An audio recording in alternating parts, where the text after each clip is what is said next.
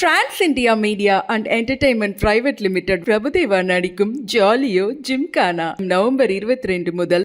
கூட்டுறவு சங்கத்தில் போலியாக இருந்த 40 லட்சம் உறுப்பினர்கள் நீக்கப்பட்டுள்ளதாக கூட்டுறவுத்துறை அமைச்சர் தெரிவித்துள்ளார்.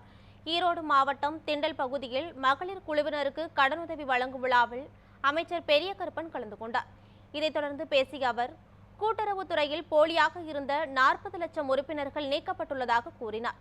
தேர்தல் ஆணையத்தின் அனுமதி பெற்று கூட்டுறவு சங்க தேர்தல் நடத்தப்படும் எனவும் அவர் தெரிவித்தார். முறையான உறுப்பினர் சேர்க்கை கடந்த காலத்தில் ஆட்சியில் 10 ஆண்டுகளில் நடைபெற்ற அந்த தேர்தல்கள் எல்லாம் போலி அங்கத்தினர்களுடைய எண்ணிக்கை அதிகமாக இருந்துச்சு. ஏறத்தாழ ஒரு 40 லட்சம் பேர்கிட்ட போலியான உறுப்பினர்கள் என்று கண்டறியப்பட்ட அவற்றையெல்லாம் நீக்கியாச்சு. இப்போ மேலும் நீக்கியவர்களில் கூட அவர்கள் தங்களுடைய ஆதார் அட்டைகளை அதோடு இணைக்கணும் என்று சொல்லி அந்த பணி நடந்து வருகிறது. இதுவரை 60% 65% நபர்கள் தான் அந்த ஆதார் அட்டையும் இதில் இணைச்சு பண்ணுறாங்க. ஆக முறையான போலி உறுப்பினர்கள் இல்லாத ஒரு பட்டியலை தயார் செய்து அதன் பிறகு தேர்தலை நடத்துவதற்கு தேர்தல் ஆணையத்தினுடைய அனுமதியை கேட்டு நடத்தும்.